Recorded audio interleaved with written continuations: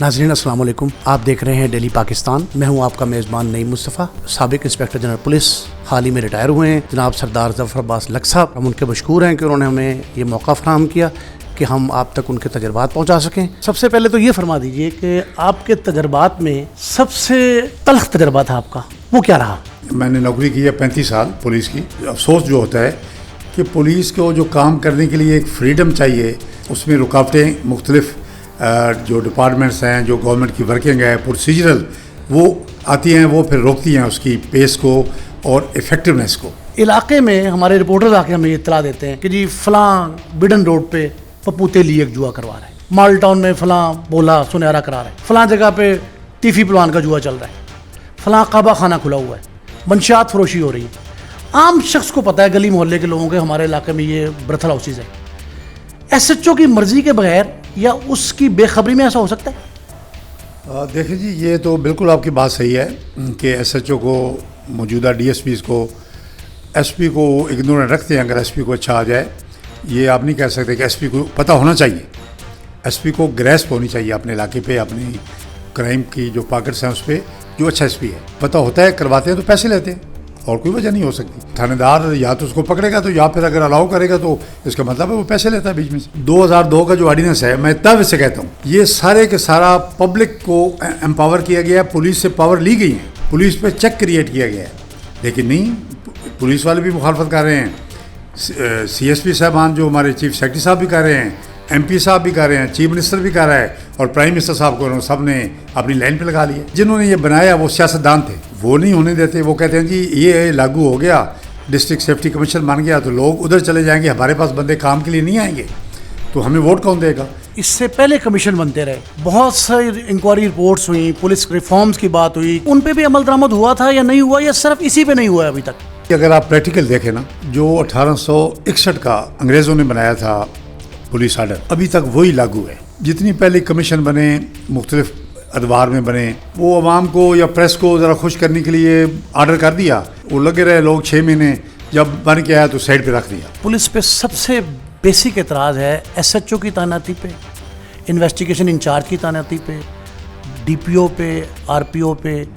इनकी तैनाती और तबादलों का कोई स्ट्रक्चर, कोई क्राइटेरियन है, या महज सिफारिश की बुनियाद पे ऐसा हो रहा है? पुलिस आर्डर, पुलिस रूल्स हैं, उसमें बाकायदा SP साहब का ये इख्तियार है और IG साहब का ये इख्तियार है कि वो सूटेबल, एफिशिएंट और ऑनेस्ट अफसरान को लगाए। ये नहीं कि जो मंजूर नज़र है, जो ज़्यादा मतलब चमचागिरी करता है या ज़्यादा खुशामद करता है, उसको तो 5-5 ज़िले दे दिए, और जो एक बेचारा शरीफ आदमी आया, कोई दूर से आया है, वो उसको खुले लाइन लगा दिया।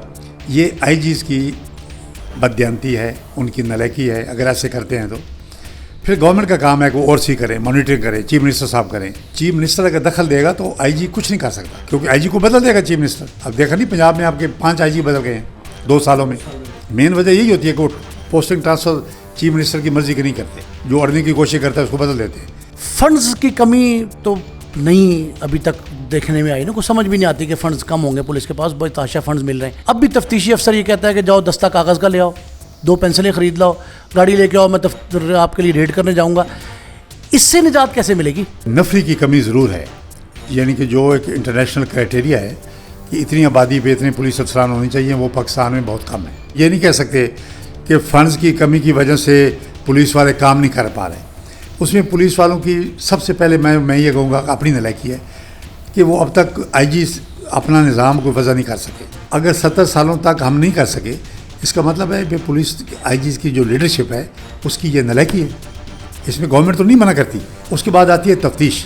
16,000 भर्ती हुई इस सिर्फ इन्वेस्टिगेशन के नाम पे। एडिशनल IGs की कोई कम से कम 15 से 20 पोस्टिंग क्रिएट हुई, DIGs बेशुमार हुए, SP बेशुमार हुए, वो सारे ले ली हमने, लेकिन सेपरेशन नहीं की हमने। वो इकट्ठे हैं, दोनों अमलर इकट्ठे हैं। SHO का होल्ड है, 2002 के आर्डर की मंशा है, उसकी स्पिरिट ये है कि SHO को तलक तफ्तीश में ना हो। फिर उसके बाद आ जाता है कोर्ट में प्रोसिक्यूशन। वकला हैं, उनमें से प्रोसिक्यूटर्स लिए गए हैं, वो कहते हैं जी पुलिस तफ्तीश सही नहीं करती, हम कहते हैं जी वो प्रोसिक्यूशन सही नहीं करते, जज साहब फैसला नहीं करते। इसको बेहतर करने की ज़रूरत है, और ये टीम लीडर इसका जो है वो चीफ मिनिस्टर है, اگر چیف منسٹر انٹرسٹ نہیں لیتا عوام کی جان اور مال کی حفاظت کا تو پھر وہ چیف منسٹر جو ہے وہ فیل ہے، بیکار ہے. وہ جو مرضی کرے اس کو کوئی اچھے نام سے یاد نہیں کرے گا. عام افسر سے پوچھیں، کسی اعلیٰ پولیس افسر سے، وہ یہ کہتا ہے جی کہ ہم تو بڑے جان جوکھوں سے ملزم کو پکڑتے ہیں، عدالتیں چھوڑ دیتی. دوسرا موقف یہ ہے کہ وہ یہ کہتے ہیں کہ جناب گواہ بھاگ گئے، وہ پیش ہی نہیں ہوئے عدالت میں. کیا پولیس کا یہ کام نہیں ہے کہ گواہ کو تحفظ فراہم کرے اور اس کو عدالت تک لے جا کے بخیر و خوبی بحفاظت گھر تک پہنچائے، تاکہ یہ پراسیکیوشن کا سسٹم جو ہے، تفتیش کا جو مرحلے ہیں، وہ پراپرلی انجام پا سکے؟ پولیس کو بالکل یہ فرض ہے کہ یہ وہ کرے. اب پولیس کا کنسرن بہت لو ہو گیا ہے. قتل کے کیسز میں بھی ایم پی صاحب پہنچ جاتے ہیں. افسوس ہوتا ہے کہ زیادہ پولیس ملزم کو فائدہ دینے کے لیے چیزیں ڈھونڈتی ہے. آپ کسی ڈی پی او کے دفتر میں یہ نہیں دیکھیں گے کہ وہ سامنے کمپیوٹر رکھا ہے اس نے اور وہ ڈیلی دیکھ رہا ہے، اس کو فیڈنگ ہو رہی ہے. یہ بڑی آسان بات ہے اور اس پہ وہ پوچھ رہا ہے، مانیٹرنگ کر رہا ہے. نہیں دیکھیں گے.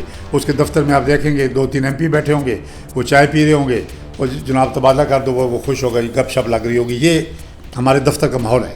اس ماحول کو تبدیل کرنے کی ضرورت ہے. اوور آل اپنے تجربے کی روشنی میں کمپیریٹیو اسٹڈی کریں، کتنے فیصد پولیس اہلکار یا اعلیٰ افسران وہ اہل ہیں، کتنے نااہل ہیں، اور کتنے غفلت کرتے ہیں، کتنے مجرمانہ غفلت کے مرتکب ہیں؟ دیکھیں یہ تو سزائیں تو پولیس میں بہت ملتی ہیں. دیکھیں ہمارے ہاں جو اکاؤنٹیبلٹی ہے سب سے زیادہ پولیس میں ہے. کسی ڈپارٹمنٹ میں آپ کو اتنی سزائیں نہیں ملیں گی. لیکن اس کے باوجود معاملہ ٹھیک نہیں ہوتا. کمی یہ ہے جو فوکس ہے آئی جی کا، اور اب تو ایڈیشنل آئی جی بے شمار آ گئے ہیں. وہ جو ایڈیشنل آئی جی ملے تھے آر پی او لگانے کے لیے، وہ آئی جی نے ادھر نہیں لگایا تاکہ وہ میرے اس کے ہر وقت ایک کمپٹیٹر بیٹھے ہیں یا اختیارات آپ نے نیچے دینے پڑیں گے، وہ سارے انہیں لگا دیے برانچوں پہ جن کو فیلڈ میں ہونا چاہیے تھا.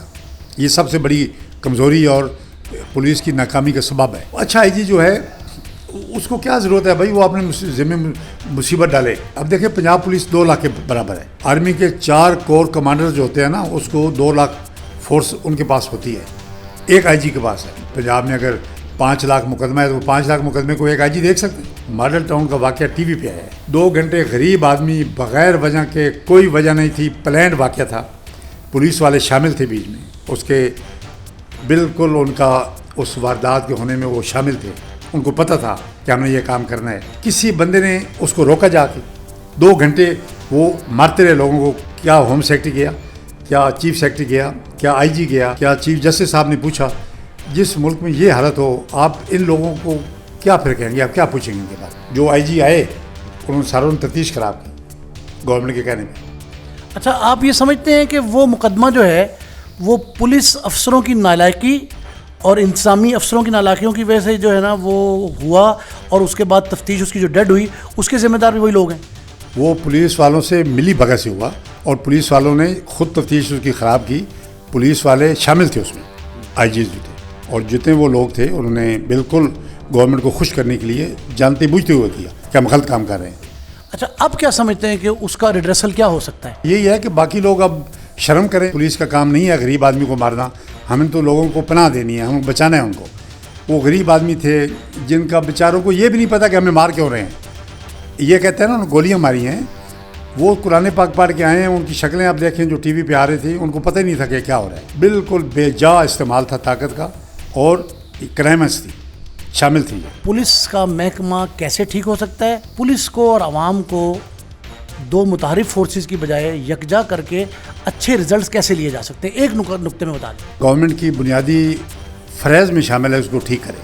اگر عمران خان صاحب جیسا پرائم منسٹر پولیس آرڈر 2002 جو کہ 100% عوام کی بہتری کے لیے ہے وہ امپلیمنٹ نہیں کر سکتا، تو آپ مجھے بتائیں پھر کس پہ ہم گلہ دیں، کس پہ گلہ دیں گے؟ کون کرے گا؟ کرنا چاہیے.